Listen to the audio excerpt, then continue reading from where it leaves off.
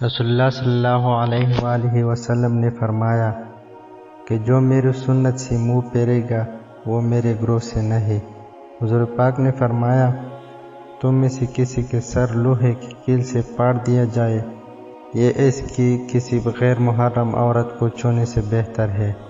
جس نے کسی عورت کو اس کے خاوند کے خلاف بھڑکایا یعنی بیوی کا دل شوہر سے خراب کیا وہ ہم میں سے نہیں۔